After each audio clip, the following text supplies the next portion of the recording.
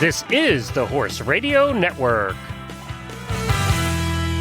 This is episode 404 of the Dressage Radio Show on the Horse Radio Network, brought to you by Kentucky Performance Products, Total Saddle Fit, and Fairfield in Lexington.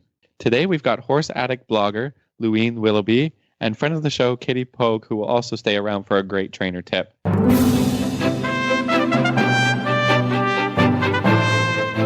This is Reese Koffler-Stanfield from Loxahatchee, Florida.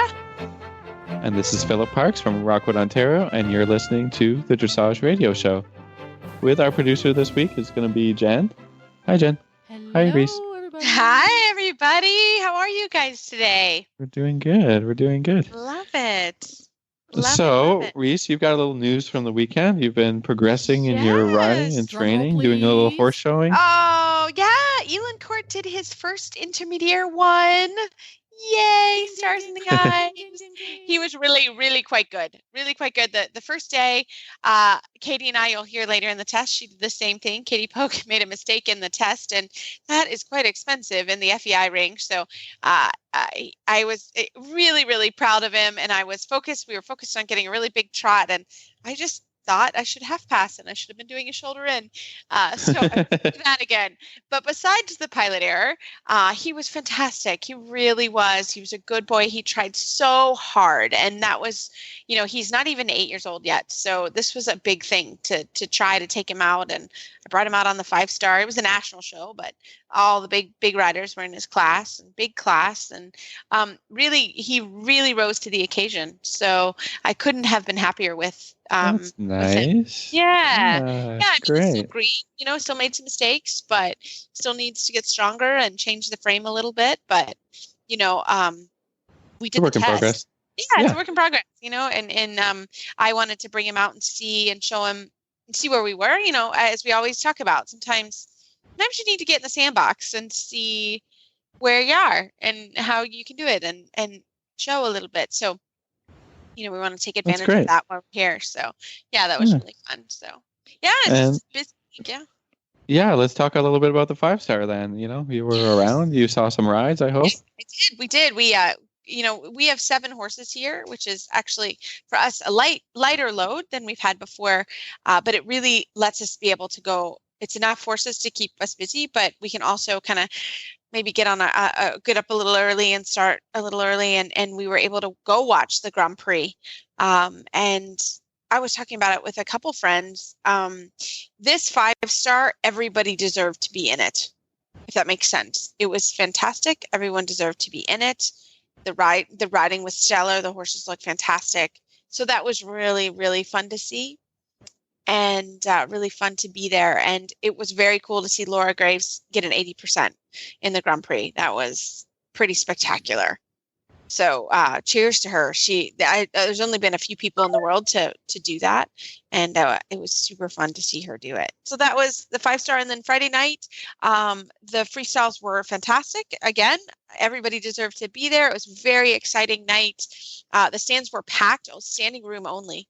Actually, Katie Poag is a friend, and she saved us some seats because she was at the barn with Ziggy. So that was great. So you gotta love it. So it really was a fun week here and weekend, and a lot of people visiting, and we always love that. Also, I guess the president was in town too, huh? Yeah, the president. I saw Air Force One taking my mom to the airport. Yeah, I saw that. But that picture he posted on Facebook there of Air Force One, that just made me think of it. Yeah. I did post a picture on Air Force One. I said, please don't be political. It was cool to see, something like that. I don't care what president's in there. It's cool. It's cool. That's my feeling too. It's like, I don't want to hear it. I don't want to hear it. I just want to say how cool that was to see that. So that was really fun. So yeah, so it was a great weekend. We're a little bit at the halfway point now. Which is amazing. I can't believe we're saying that. It goes so fast when you get here, and you're really, you're really into it, and the horses are all doing great, and so it is all good. It's been so far, knock on wood, quite a good season. So we'll keep that going. We show again next week. We have a little break. We've had 2 show weeks ends in a row, and I think my whole team is ready for a little break, and then we show again next weekend. So that's our plan. Great. Awesome. Well, we've got a great show on today. Like you said, Katie Poag is going to come on and talk to us about the 5-star. And then later on, she's going to, help us with the trainer tip for the week. And then we have an awesome blogger, horseaddict.net. Leueen Willoughby is going to talk to us. She's got some great stories and, talk to us a lot about blogging and how that helps with the riding and maybe some tips for people who also want to maybe get into blogging. So right after this commercial, we're going to have Katie Poag. Hi, Glenn the Geek here. Choose Kentucky Performance Product Supplements because the horse that matters to you matters to Kentucky Performance Products. This week, I want to speak with you about Elevate Maintenance Powder. Horses consuming limited grass due to a busy competition schedule or because of diet restrictions may not be getting enough natural vitamin E. Horses in rigorous training, seniors, broodmares, and stallions often require additional levels of vitamin E to meet their needs. When you need a supplement with natural vitamin E, choose Elevate Maintenance Powder. Affordable, effective, and research proven, Elevate Maintenance Powder's vitamin E is nature's most powerful antioxidant, protecting your horse on the cellular level. Elevate Maintenance Powder supports the strong immune system and healthy muscle function necessary for top performance. It's affordable and easy to feed, and you can learn more about this and all their products at kppusa.com. That's Kentucky Performance Products at kppusa.com. Well, tonight we are so happy to have a good friend of ours and friend of the show, Katie Poag on. Katie, welcome. She's an international rider and trainer. Welcome to the show. Thank you for having me. Well, we have been following you and Ziggy Zoner. Oh, I can never say his name right. Zona Koning. Yes, Ziggy.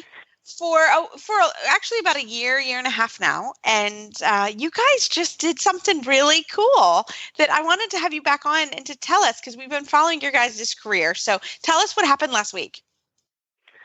We were invited to the GDF CDI 5-star, and it was, of course, sponsored by D. Monte Farms, which was awesome. They were a big help in providing some great sponsorship money for people who placed. So that was a fun little kind of cherry on top. But no, it was a great experience. Last year was my first outing into the CDI circuit, and we've been slowly progressing. And last year, I also was on the radio with you guys because we had gotten the invitation to go to Omaha. Yes. And then we have just kind of been progressing along the way. And we were one of 10 Americans chosen by the committee to compete at this year's 5-star, which was just a huge honor and accomplishment. And so it was cool to hear that I had been invited, and then when I pulled up the list of people who had also been invited, it was just kind of this crazy feeling knowing that Stephen Peters was flying over from California with his horses, and you're in it with Laura Graves and Casey Perry, Shelley Francis, and Katie Page, who had all been either team members or alternates, and just a group of Canadians and other international people, that it was just kind of this amazing, that I was in it. And so no, I mean, it was really cool to feel like you were surrounded by people who have either been on Olympic teams, alternates for the teams, or Pan Ams, and just kind of feeling like you're getting your first step into it, or your foot in the door. And I definitely feel that my horse has the talent and ability to continue, and so it was just great to feel like I was a part of that group. Obviously, it's the beginning baby stages of stuff, but really trying to get in and move up. So it really was an honor to be amongst those people. Oh, absolutely. It was cool to see you out there with those people. I was like, oh, I know her. This is pretty cool. So tell us, how did it go? How did the Grand Prix go? And then how did the special go? The Grand Prix, I was very pleased, as all riders can, finish a ride and think about 90 million things that they want to do to make the next ride even better. I was pleased. It was a very clean ride, and I know that I can bring more just power and presence. And so from the first ride to the second ride, it was trying to figure out how to bring out more of just the quality that I felt that Ziggy has. And I definitely felt that we did. I unfortunately had a driver error, and so that did not help. But we all do it, as I try to tell my students when they are crushed by missing something, that even the people at the top, and I think there was a huge international show also where like the top 3 people all had like errors somewhere. So anyway, it was something that hopefully when I do that test again, I'm guaranteeing myself I will do that. But anyway, so that was kind of an unfortunate thing. And then I did have one mishap with flying changes on the ones, but I definitely felt that we had a greater degree of just overall connection and presence. It was cool. We finally were awarded a fair amount of 8s for the Piaffe and Passage work, which I do feel Ziggy is very strong and talented in. And so it was nice to be rewarded and see that the judges were kind of ready to, start giving us some of those scores that I really feel we deserve. And that it's just, getting in and doing more of it to put things together better and make transitions better and all that. And so it kind of getting to experience it at that level, it just, for me, makes me come home and really think and really process my training and what I'm doing and just make things even pickier and work harder even with just the quality of things and the timing and just remembering back to those rides and how you can make something just that much better. And I was able to have things videoed with Richard's videoing, and so we got it right back shortly after the ride, and so I could sit there and examine things and regroup and just come at it kind of with that frame of mind. And we'll be going back down for the CDI next week, and so of course from that ride to the from the Grand Prix ride at the 5-star to the Grand Prix special ride. Now, for future tests, it's just you're looking at things and where you can clean up stuff and obviously remember where you need to be. No, the Grand Prix special, I was really pleased, and we got some really good scores in it, and so hopefully we'll continue getting more of those scores to have a solid score in the 70s. And an error on course, so everybody knows, just a refresher, is 2 percentage points off the top of your score. Yeah, so it's not with just with 5 judges, that's 10 points you get taken off. Yeah, it's a lot.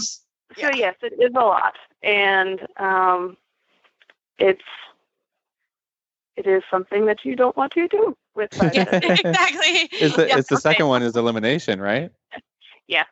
Did that play in your mind at all as you made your first error on course? No, I fortunately did not feel that was a stressful point, because it was just I turned to go across at the very end for the diagonal for extended trot, like in the Grand Prix, but in the special you go down the long side. So fortunately I was at the very end of the test and I didn't have a lot more to do. Okay. So I fortunately was in a place where it made sense to have the rest of the test where it was, and that it was a very... Yeah, it was going to finish itself almost. I was finishing the Grand Prix instead of the Grand Prix special. It's okay. We all do it, and the special's so hard, and then that's so intense. Like, that's okay. I love it. Yeah, no, the special, and I actually enjoy the transitions and how they're set up work I think, very well for Ziggy. And so there are moments in this special that I feel like I can kind of engage better into the test with him. So that was just one of those moments. It was just like, oh my God, everything else was going really well. Yeah. And then it's just like, Yeah. Well, yeah, there's nothing that teaches you like experience, right? We have CDI in 2 weeks, and then what happens after that? Like, what's the next plan?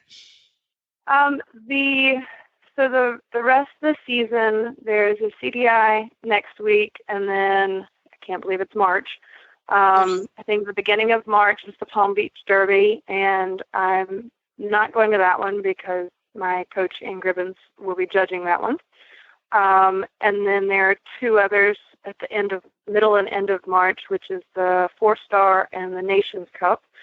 And it'll just kind of depend on if I get invited to either of those to do the 4-star section or the Nations Cup section. If not, I will go and still do the 3-star section.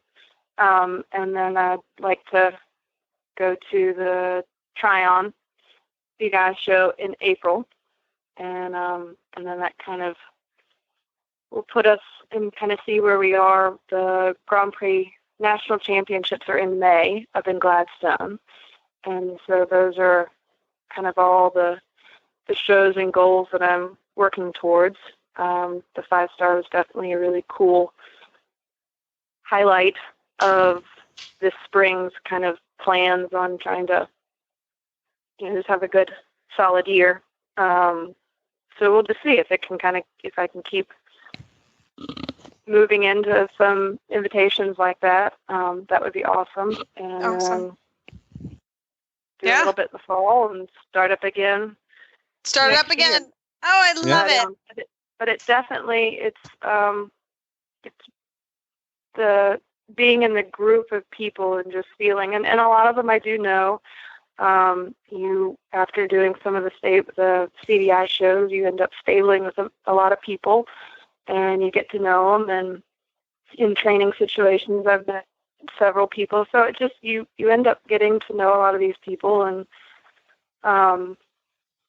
it just makes it fun because you know them and you build friendships, and you can get help from other people and advice for different things, and people like yourself who have done some big time stuff and get help and advice from people who've been there and done that, and just surrounded with a bunch of people who just want the sport to do really well, and that side of it too is makes it fun. Yeah, for sure. Well, Katie, we love watching your career and Ziggy's as well. So how would our listeners find you online? I am at katiepoagdressage.com, and then my email is katiepoagdressage@yahoo.com. Fairfield Inn and Suites North by Marriott Lexington is the ideal hotel for you, as they are the closest hotel to the Kentucky Horse Park. They have the most spacious guest rooms and suites in the area, and they're only 4 miles from downtown Lexington. Fairfield Inn and Suites North offers complimentary breakfast, free Wi-Fi throughout the hotel, free parking, a business center, an indoor swimming pool and jacuzzi, an outdoor patio with grill, laundry facilities, and much more. You get hungry, Cracker Barrel is located right next door, and there are 4 other dining options available within walking distance for breakfast, lunch, and dinner. Of course, Lexington is known for the Kentucky Horse Park, University of Kentucky, Keeneland, and the historical Kentucky Bourbon Trail. Enjoy a terrific hotel experience while you're touring Lexington. There's no denying that the Lexington North Fairfield Inn and Suites is the best value in town and will meet all your hospitality needs. Just Google Fairfield Inn North Lexington and make your reservations today. Well, today we are so happy to have Leueen Willoughby. She is the blog writer for Horse Addict. Welcome to the show, Leueen. Oh, thank you for having me. Oh, we were friends before we got in touch with you for the interview. So I've been watching your site for quite a long time. It's a wonderful site. So tell us, how did you get started? Well, I originally used to write for a British website called Horse Hero, And I would just write pieces for them about the Florida horse show season. And so I was doing that for several years. And then, they started to sort of edit some of the pieces. And I thought, oh, that's actually changing what I'm trying to say here. I mean, I don't mind if something is edited in terms of my grammar or if I'm just babbling on too much.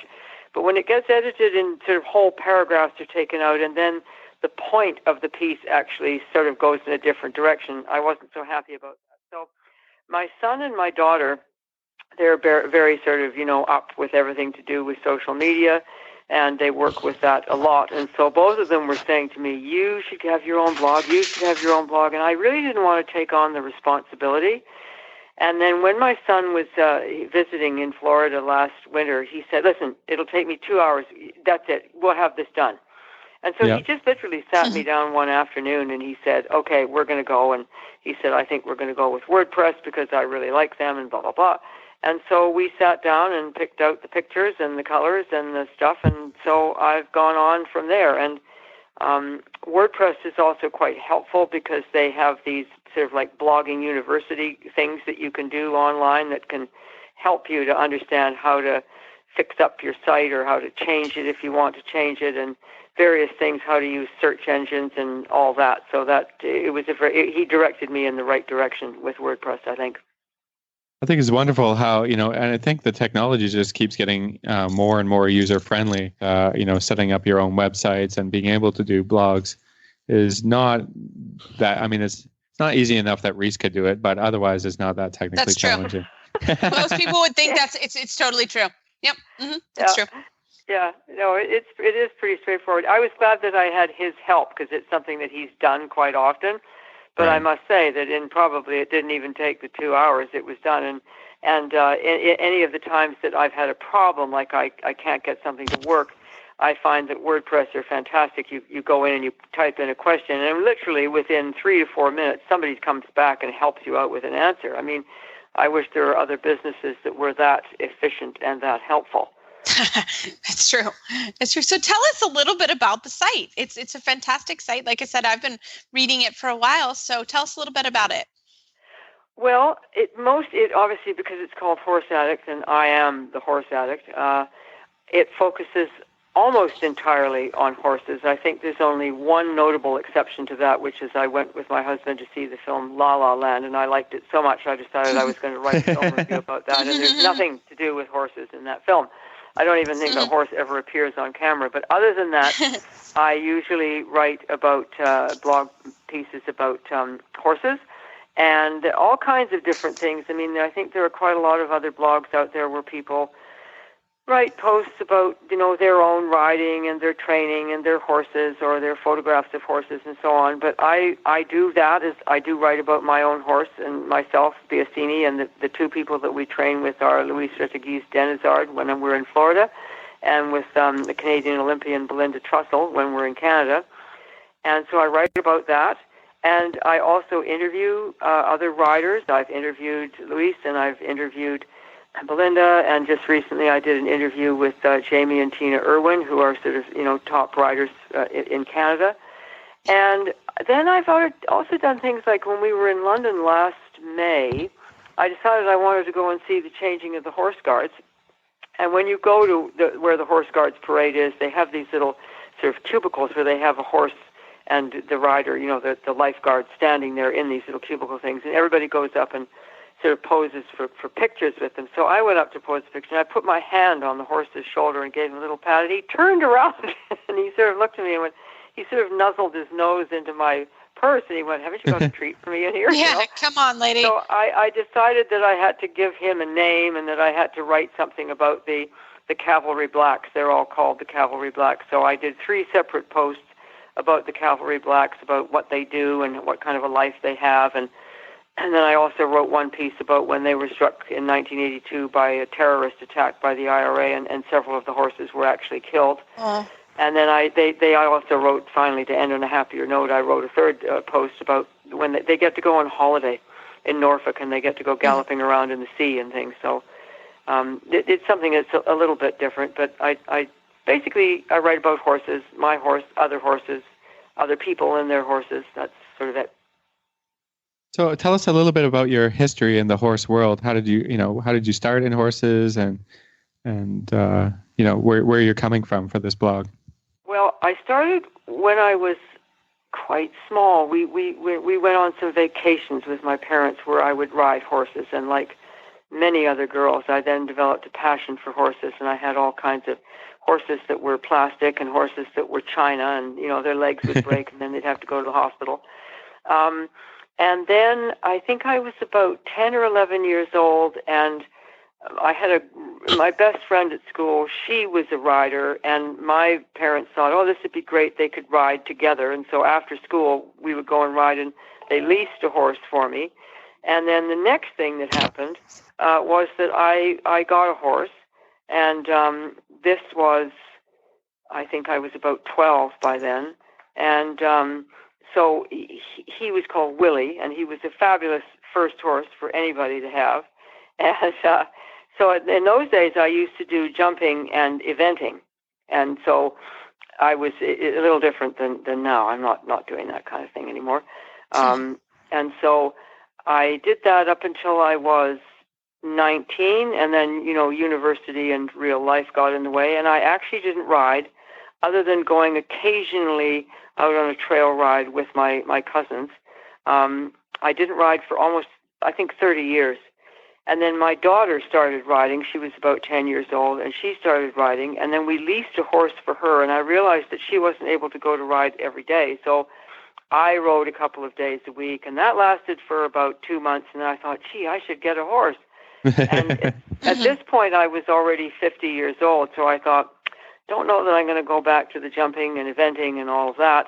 I think that I will take up dressage. And interestingly enough, that was what my daughter was interested in. Most kids want to jump, but she didn't. She was interested in dressage, so we were both dressage riders. And I did get a horse and sort of started back with it, really, and have kept going. That's now 17 years ago. Wow. So now you know how old I am. No. We don't judge. There. Yep. We don't judge. So tell us a little bit about your personal horse. The one that I have now? Yeah. The one I have now, his name is Biasini, and he is a German Hanoverian horse. He's 12 years old, and I got him from Belinda Trussell, who is my coach in Canada, and Belinda had bought him as a 3 or 4-year-old in Germany at the auction in Germany, and she imported him, and she had been riding him for several years, and then she found herself in a situation where she had 2 horses who were more or less at 4th level pre-St. George, and she thought, well, I can't keep the 2 horses. So she decided to sell Biasini because she felt that he was a horse that could be ridden by an amateur, whereas her other horse, Tattoo, was a horse that was not suitable for an amateur rider. And so I had some terrible misfortunes with horses. I had one horse that I'd had for 7 years, just a wonderful horse. We'd come up from 1st level all the way up to the pre-St. George together, and he became very ill, and I had to say goodbye to him. And then I got another horse, and that horse unfortunately developed a neurological disorder, and I'd only had him for 6 months, and I had to have him put down. So I was almost at the point when I thought, golly, I don't know that I want to continue even riding. I can't take this. It's such a heartbreak when you have a lot of heartache, yeah. So hard. So I thought maybe not, and then I thought, well, maybe. So I said to Belinda, and my daughter had trained with Belinda, so I'd known her for several years. I said, do you think you could help me find a horse? And she said, yes. She said, but I haven't seen you ride in several years. So I do have a horse here that is for sale, and if you would like to come and ride him. And she said, and there's no obligation. If you don't like him, that's fine. It will just have given me a chance for me to see you ride. If you do like him, that's great. So I go out and I'm getting on him, and Belinda says, well, she said, if you just fall in love with him, that's great. But if this is not for you, that's fine too. There's no pressure on you. And in my head, I thought, I go and try horses. I never fall in love with them. That never happens. I'm always very practical and very objective. I rode this horse, and there were 2 things. One, I thought, oh my God, this horse is fantastic. And there was something about him that felt very familiar. Although I knew that I had never ridden a horse like that before. I had never ridden a horse that had that much talent, that had that level of training, that had that kind of physical, get up and go. And yet it felt like I feel like I know this horse. And I got off and I thought, oh, darn, I've fallen in love with him. Now what, So I got to try him a few more times because Belinda said, he does have a spook. And I said, okay, I need to know what that spook is like, because there were certain types of spooking. If it was going to involve bolting or rearing, that was out for me. I've had both my hips replaced, and I'm not interested in coming off a horse that does that kind of thing. So she said, no, he doesn't do that. So I tried him about 2 or 3 more times, and he hadn't spooked. And I was just about at the point when I was going to say, somebody needs to bring in a big golf umbrella and just throw it into the middle of the arena, and so he'll spook, and I'll see what the spook is like. And something happened that day, and he did spook, and I said, okay, is that it? And she said, yeah, that's it. And I said, okay, that's fine. No problem. I can deal with that. That's like a sort of a quarter spin and then a dead stop. I said, that's fine. And Belinda had done quite a lot of work with him using the Linda Tellington-Jones methods. I don't know if you know about that. Yeah, the touch method. Yeah. Yes. Yeah, she had done that, and so she said, I think it really helps him because he does get quite nervous, particularly at horse shows and so on. And so she loaned me the book, and then I bought the book, and I remember I sort of studied some of the touch things to do with him, and I went out to see him one day, and I thought, okay, I'm going to try this, and I did a few of the ear touch things. And standing there in the cross ties, all of a sudden he just went, oh, with this big sigh, and I thought, oh gosh, this stuff actually works. So I continued to do that, and occasionally I still go back to it, like on a weekend if I'm not riding him, I will go and do some Tellington exercises, some of the groundwork or some of the touch things, and I find that it has really helped him a lot. And I think also that he is a horse that has really responded well to having one person. When they're ridden by a professional, they get tacked up by one person, untacked by another person, and then they get ridden and so on. And I think that he has really liked having, I come, I brush him, I tack him up, I ride him, I untack him, I bath him off.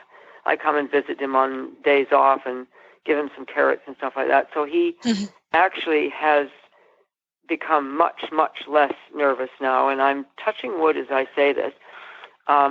We have been able now to go to shows, and he doesn't spook. As long as he gets a chance to look around at things the day before, he's usually fine. I haven't had any problems with him in the ring. We get in the ring, and he's completely focused. So that's been he enjoys the monogamous relationship. Yeah, I think so.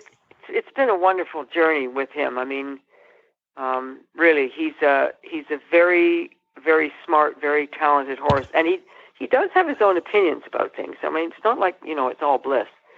It's like lots of other marriages sometimes have their moments, and we certainly have some of our moments. But he usually sort of goes, well, okay, if you insist, if that's what you really want to do it that way, then I guess I can do it.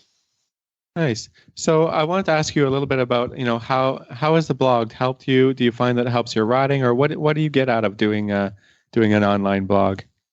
Well, first of all, I have to. This might sound sort of bad, but I don't find it difficult to write. I find the writing part is actually quite easy for me, and I find it in terms of it helping my own riding. If I write about something that I'm working on in my training, I find that it possibly is like keeping a journal. Once you get to sort of actually, putting these thoughts into some kind of an order and sort of go, okay, my trainer is saying this, and my trainer is saying that I need to accomplish this, and this is the difficulty that I'm having. When you kind of get it down like that in sort of black and white, I just type. I never write anything out longhand, but it helps you to kind of make it more clear in your own head about what you're trying to accomplish. And I think that also that there's probably lots of other people out there who are going through the same thing. So I'm also hoping that if I'm getting something from this, that somebody else can go, oh, okay, well, maybe I'll try that too. So I think that's how it benefits me. I think it makes things clearer in my mind. And in terms of writing anything about horses, really, I love the topic. I love writing about horses. I love talking to other people about their horses and their training and how do they approach things and how do they do things. And I just find it really interesting. That's great. And what kind of advice would you give to anybody who's thinking of starting up something like this, for maybe their own personal benefit or maybe the social aspect of it? Well, I think that what I have learned over the time, I think I started at the end of March with this blog, and what I've learned over that time is that I think it is helpful if you enjoy writing. I think if writing is a really hard task, I think it would be hard to blog. I think that there's no necessity for somebody starting out to write something really long. You don't have to turn out with 2,000 words. There are lots of other bloggers that I follow that write, maybe 300 words, maybe 150 words, and they get a point across really well. So you can start out if writing is something that doesn't come to you that easily, just by writing shorter pieces, or write about one thing, or write about your interpretation of a photograph or something. I think that to find an organization like WordPress is really good, to get a good platform, because they will help you technically with things if you have technical problems.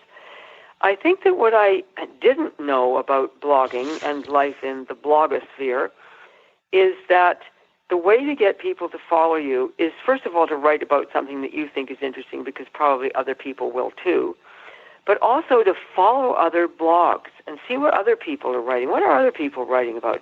And I have found that absolutely fascinating. I mean, it came as a real surprise to me to find that India is a country that is full of bloggers. And really? There are people there who write fiction that is really first-rate, just short little pieces where you go, my goodness, I mean, their use of words and language, and often I think these may be people for whom English is not their first language.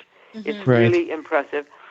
And they write about things that I've never traveled to India, and so for me, it's an insight into the country that I would never be able to have other than through those people. They're writing it firsthand, and they're writing about the politics or about their families or about the history, or it's a fiction piece that involves the culture of life there. And I've really enjoyed that. And so I think you need to, another effort you have to put in as a blogger is to find other people that you like and follow them and give them some feedback, some comments, like their posts and so on. And, then you find they will like you, they will start to follow you, and there's lots of other horse bloggers I follow in different disciplines, eventing, and one person who was a hunter rider, she's now come over to eventing, and seeing how she's adjusting to the dressage and the cross country and everything is great fun. It's great fun to read that stuff. That's fantastic. Well, Leueen, how would our listeners how do they find the blog? Well, I think that you can just, go to whatever your search engine is, and if you type in Horse Addict, like HORSEADDICT.net, just type that in, like all small case, all one word, you should be able to find me. There is another site that's called I'm a Horse Addict, but that's not me. I'm just horseaddict.net. Cool. Well, fantastic. Well, thanks so much for coming on the program today, and we'll keep following you. We love listening and reading your blog. Oh, great. Thank you very much for having me on. That was great.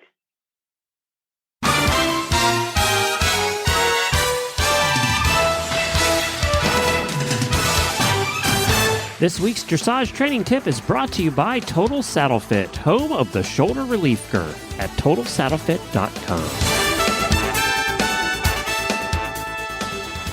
Well, Katie was great and offered to stay on for our Total Saddle Fit tip of the week. So, Phil, lead us into what our tip is. Well, it's great because this one comes from a listener. And I love it when we can do these and answer these questions for people, because I think it helps us to know, you guys got questions, send them to us because we can answer them. So here we go. I'm going to read this out for you guys, and then we'll all try and have some ideas and tips to solve this problem. I have a less than stellar mover. This is an off-the-track thoroughbred that I compete at training level and moving up to first level in the spring. I will have lots of fancy warm bloods in my classes, so I need to maximize my gameplay. Any suggestions on maximizing my test riding skills to take advantage of what we can do well? Good one. Katie, do you want to lead us off? Yeah, do you want to lead us off? I would love to. I am very fortunate with the horses that I teach that I have a whole mix, from small horses to big horses to thoroughbreds to warm bloods. I mean, it's just a mix. And I have advised people that even if they feel that their horse is not like the big moving warm bloods and that somehow they're not going to do well, that they can. And I advise them to ride very accurate tests and to feel confident that sometimes where people can earn extra points is just presenting a better, a well-ridden ride, that you're getting your corners, you're getting your diagonals, you're nailing each letter, and that when the judge is watching, it just looks like it flows so well, that maybe, you feel inadequate because you don't have this giant moving horse that possibly hasn't touched one corner once and is bouncing off the rails, but that if you ride just a super accurate test, and that it's just very clean, I think that is super, super important. And that's my advice. Yeah, I love that. Being in Lexington, we have a lot of thoroughbreds that I work with, and they're wonderful, wonderful horses. But I completely agree with Katie. And then the other thing is, just because that horse is a huge, big, fancy mover that maybe is in your class, that doesn't mean you cannot, beat that horse or come in close to that horse, because it may be a great mover, but it maybe doesn't turn. You know what I mean? Or it doesn't, or she doesn't have accurate center lines, or, so just because you see it moving, and I think a lot of people, or my students sometimes at home, will look over and be like, oh my God, I can't, and I just have to say, listen, you are out here for yourself and to ride your horse and do the best thing you can do. And if you've done your preparation and you know how to ride your test well, a lot of times. Remember your test too. That is important. Yes. Katie, I can't. I Katie. forgot my test. You saw me forget my test this weekend too, so I can't say anything. I did the same. It was our disease this weekend. I did the same thing. But remember your test. Know where you're going. Practice. All of those things. So don't get intimidated just because a horse is a big fancy mover. That doesn't mean anything. So that's my advice to this talk. Phil, how about you? Yeah, I think we have to remember that, dressage means to train, and not to train the fanciest horse you have. It's to train every horse you ride, and you train it well. I think that's what judges appreciate. Everybody, likes to see a fancy mover, but if it's not trained well or the riding is not correct, then it's almost worse, right?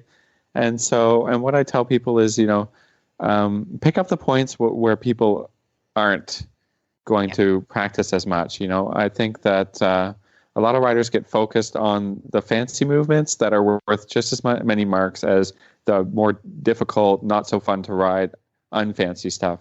Like, we talk incessantly on this show about riding the halt well, and, riding the walk well. And, one place where I think you can get a lot of marks on any horse, and this is just through practice, is on the free walk. It's worth double. And nobody practices the transitions to free walk and especially from free walk back up into your medium walk. We're talking about first level here.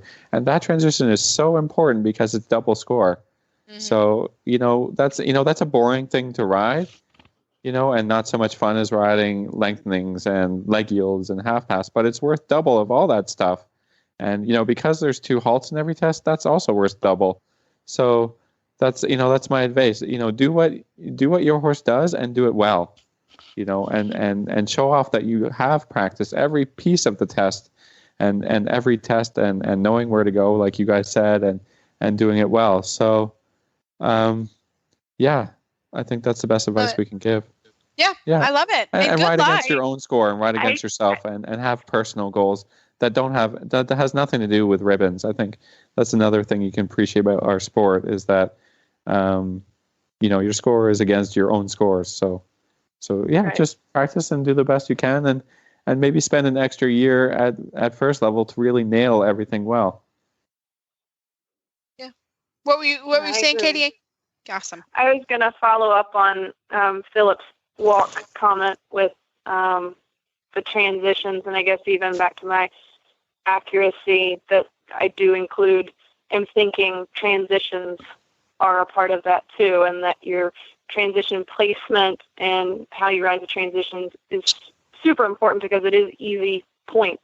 And so where you have, like Philip's talking about, the free walk and the transition into the free walk and the transition back from the free walk, even at the Grand Prix, I'm very fortunate that my horse right now has a pure walk. And, at that level, a lot of times the walk is not great. And Yeah. so those are easy points for me. And he has a tendency to have a little resistance in the pickup. And so the number of times I practice the pickup from the extended walk, and it is important, and very important, because it is an easy score, but you can have a really great walk and then completely mess the walk up by not putting it together well at the end. So I definitely agree that those transitions and the free walk, and just where you can pick up those easy points by just having that control, are huge for sure. Yeah, and with a thoroughbred, I'm going to say this because you have to practice the walk a lot. They don't really come blessed with, they want to go and they always want to go, right? So I do a lot of serpentines in the walk with the thoroughbreds, or those, that type, whether it's on contact and medium walk or whether it's on a free rein walk. The horse really work on the suppleness and the bending and the purity of the 4 beats in the walk. I think that's really important. Yep, I agree too. Fantastic. Well, Katie, thanks so much for staying on for our Total Saddle Fit Tip of the Week. How do we find you online? I'm at katiepoagdressage.yahoo.com, and then you can find me at katiepoagdressage.com. This tip was brought to you by Total Saddle Fit, the shoulder relief girth that Reese and Philip both love. And here's why. The saddle fit solution you have been waiting for is finally here. TotalSaddleFit.com is proud to introduce the Shoulder Relief Girth. This strategically shaped girth actually moves the girth line of your saddle back over 1 inch, thereby freeing your horse's shoulders from the saddle. Traditional girths pull saddles up against a horse's shoulders and often over the top of the shoulders. The Shoulder Relief Girth's recessed ends allow for the billets to buckle into the girth farther back to give your horse unparalleled freedom of motion. We are so certain that your saddle will fit better and your horse will be more comfortable that for a limited time we are offering a 30-day, 110% money-back guarantee. If you are not totally satisfied with your Shoulder Relief Girth, send it back for a full refund plus 10% of the purchase price. Don't wait. Order now for the best saddle fit solution available. At TotalSaddleFit.com. Visit TotalSaddleFit.com. Well, Phil, we always love the emails and the Facebook shout outs. So thank you, everybody, for sending those in and keep bringing them in, because we love to get those answered and we love to snag our trainers when they're on. So thanks so much for that. I just want to say that we are gonna get to the questions about flying changes, but I think we've really been trying to do a whole show about it, so we wanted to get an appropriate guest, and we're going to have hopefully early in March sometime, we're going to have a total show on flying changes. Flying changes are so frustrating. We're going to do an entire freaking show. They're so important, but they're so hard, and they're so... Yeah, we're gonna get to that very soon. This is my question, because I might not produce that show. My question is, why is it my horse can do a flying change just fine when I don't ask him to? Well, the talent is there. That's all I gotta say. That's the talent as well. They're doing it, so now we got to figure out how to communicate. Communication is so hard. Thanks a bunch, guys. It's been fun. Yeah. Absolutely. Where everybody, you can find our show notes and links to today's guests on our website, dressageradio.com.